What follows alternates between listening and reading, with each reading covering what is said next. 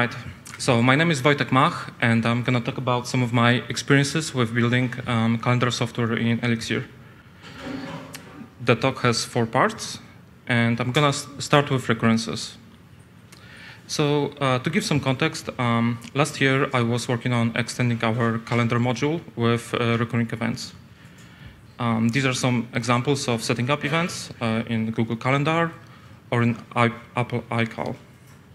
One thing both of these tools have in common is they can export the recurrence data or calendar data into .ics files, which are described by the iCalendar specification. So looking at that RFC seemed like a good way to start the research. So here's an example, iCalendar data, which describes a recurring event that starts at January 1st, 2018, 9 a.m. In Central European time. And it repeats every week on every Monday and Tuesday for 4 times. And these are the concrete date times generated by that. The specification has many more options, and one option in particular is the beginning of the recurrence, which can be of different data types. So we can have, as we've seen before, local date time with time zone, UTC date time, local date time without time zone, also called float time, and just a date. And of course, different types have different use cases. And these different types map really well into Elixir. They map perfectly. So even though the calendar stuff came somewhat late into Elixir, I'm really glad that the core team took time because, like for this particular use case, it matched perfectly. So a quick aside. So this is not directly related to recurrences, but I think I have an obligation to mention time zones anyway. So we sometimes hear that we should just use UTC everywhere. So let's take a look. This is the previous recurrence.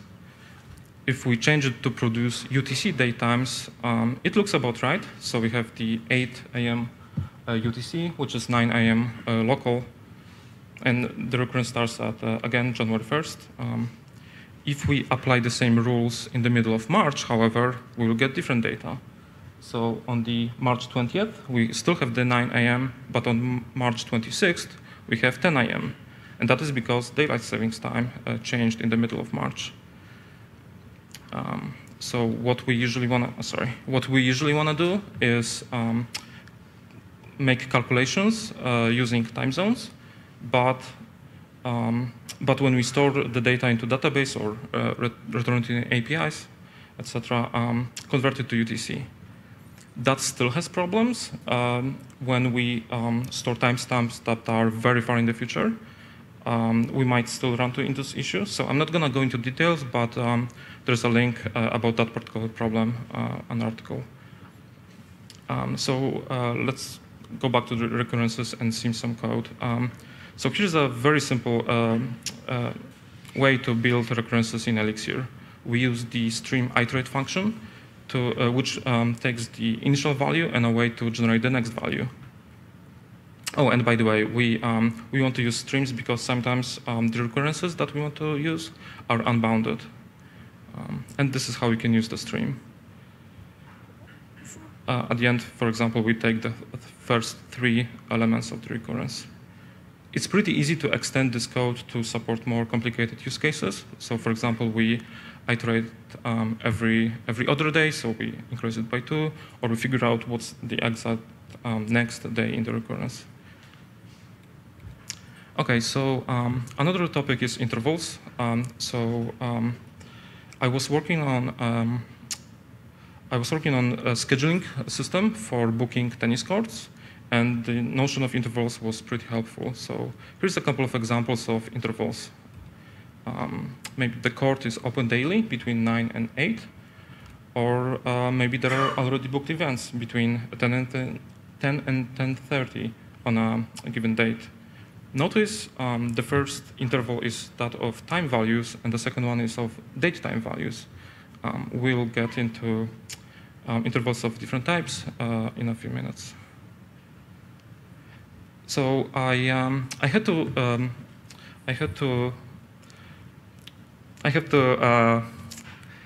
fix the particular problem. So given court opening hours and some time window to search and some already made bookings, the problem was to figure out available spots to book. So I got to admit that the first attempt wasn't that great, so I had hard time keeping all of the time, start and end time around, comparing them all the time and stuff. That wasn't a great approach. So what I did was I took a step back and tried to reframe the problem. What I wanted to do is to treat intervals as sort of first-class citizens and figure out what are operations that we can do around them. So I ended up with this, basically. We can take the opening hours and search window and apply sort of like intersection, like in set theory. And then to figure out the gaps, we can do a subtraction from that. And I was much more confident in that approach because I could write the intersection function, test it separately, write the subtraction function, and use it separately as well. So this is the interface that I ended up with.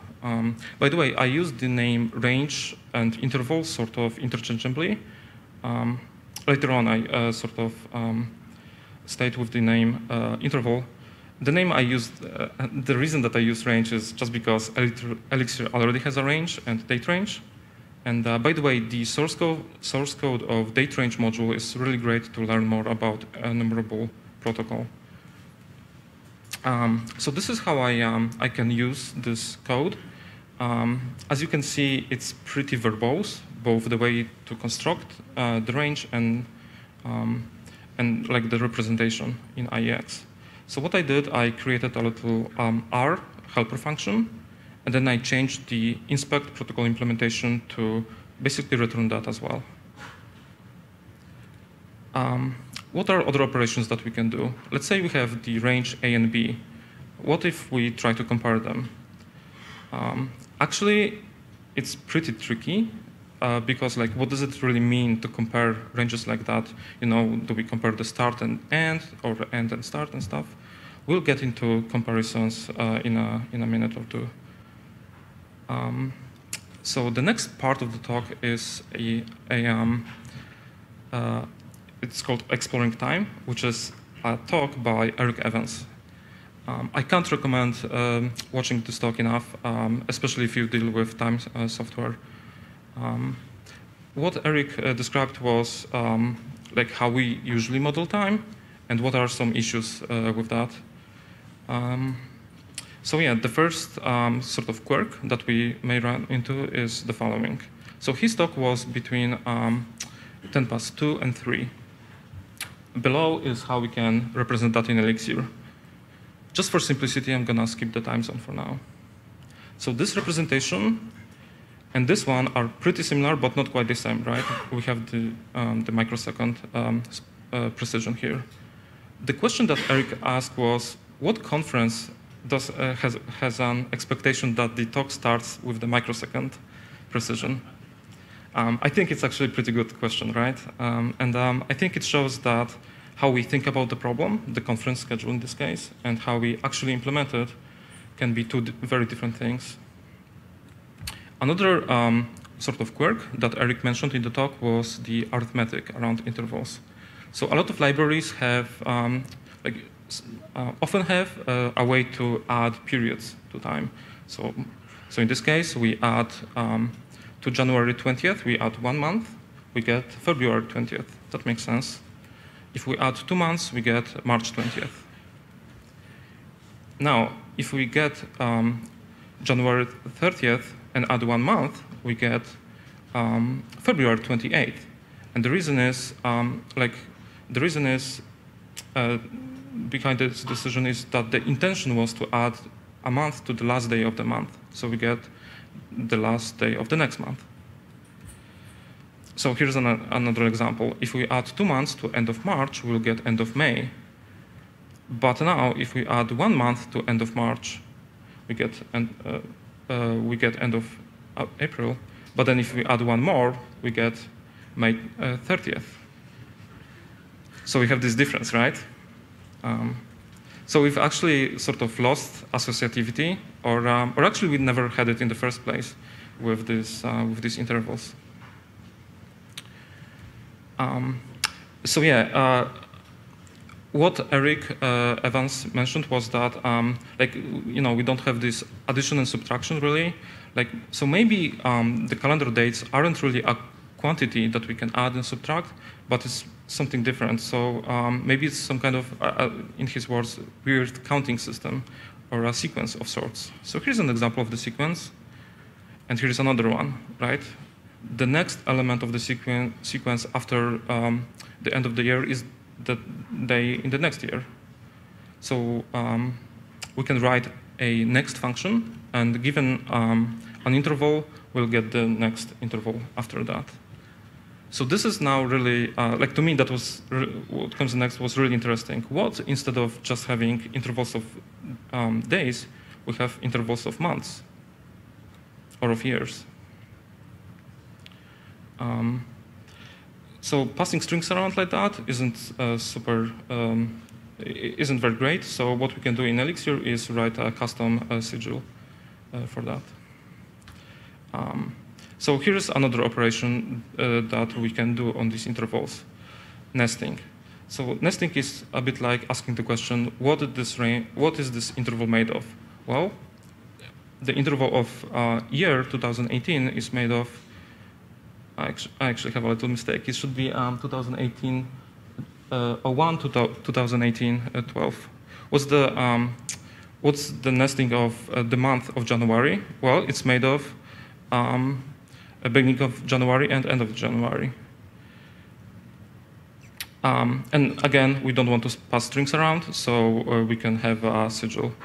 I'm going to go back into this particular representation in a second.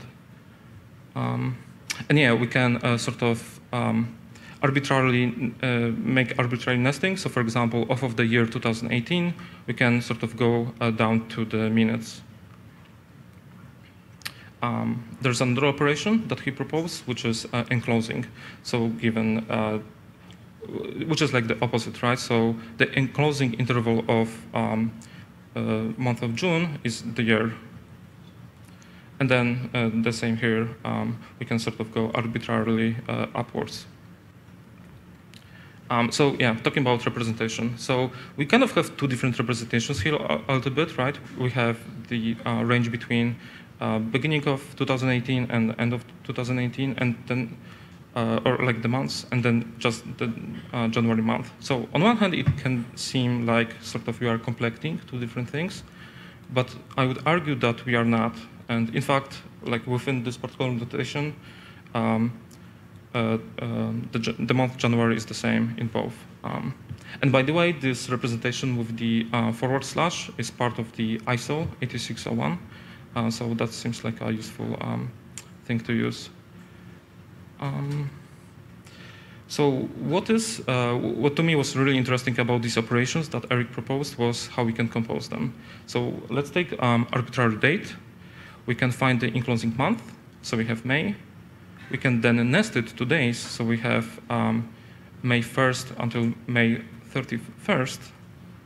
And this actually can be, and then we take the last element. This can be our end of month function in a really, it's a really easy way to build such thing. It's really easy to change it to days in month or days in year. And of course, whether, depending on the year, it may be 365 or 366. Okay, so now going back to the comparisons that we've mentioned before. Eric did some research, and it turns out there is something called Allen's interval algebra, which is a formalism to reason about temporal events. And it has been introduced in this paper in 1983. So what Allen interval algebra is basically a set of relations that two intervals can have between them. There is 13 of them. And so let's take a look at some examples. The first example is, what's the relation between interval 2018? Well, it's equal. What about 2015 and 2018? It's before. Now, what's between 2017 and 2018? It's meets. So it's not before, it's meets, because they are like together.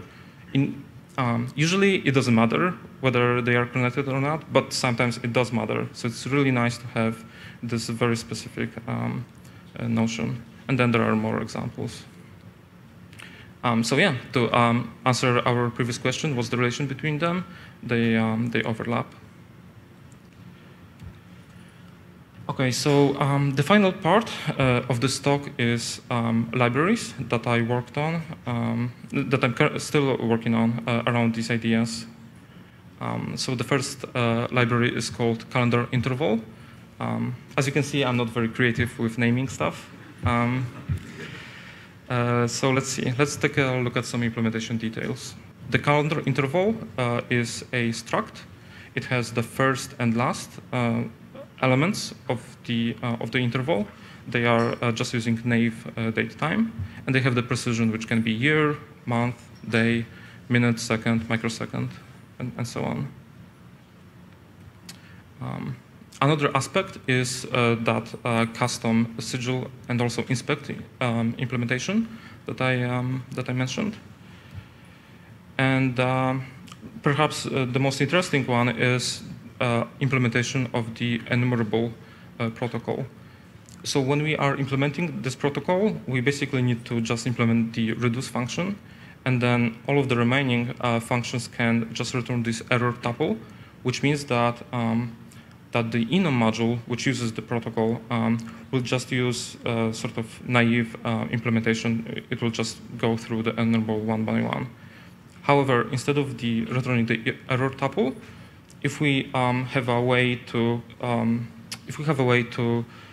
implement the function in a much more performant way, this is how we would do that. So this is really great for when we actually can have more performant implementations. And so this is another library. Again, not very creative name. And let's take a look. So we also have the enumerable implementation. It's also a stream. It's lazy. And one interesting part perhaps about it is, so I mentioned before the iCalendar RR rule format to specify how these events can be represented. I'm using Nimble Parsec, which is a somewhat new parser combinator library in Elixir. This is roughly how parsing that format could look like in Nimble Parsec. And what's really interesting is that what we can, I should say, what's really interesting is that one of the design goals of Nimble Parsec was that it has no footprint, which means that all of the macros are just generating code that has no dependency on Nimble Parsec. So what we can do is sort of take this idea further and then just add Nimble Parsec as a dev dependency. So if users of this library that uses this project, if it's just a dev dependency, it's not going to be brought together when it's used by another library. So if we just use it as a dev dependency and then take our previous parser and then add some annotations and save it in a different file, what we can do is, so Nimble Parsec actually has a mixed task that allows you to compile that sort of template into actual parser. And the parser, the generated parser, has no dependency on Nimble Parsec. So I think for library authors, this is really great. You can have this really performant parser that was easy to use, that was easy to build with Nimble Parsec. But then the users of your library are not going to have that sort of maintenance burden of maintaining yet another dependency. Yeah, and this is the generated code. This is what you would keep in like the actual library. One aspect of all of these sort of two libraries that I want to mention is the extensibility. So yeah, this is, we take the recurrence rule, we change it to recurrence, we start at January 1st as a date, and then we take the 3 elements.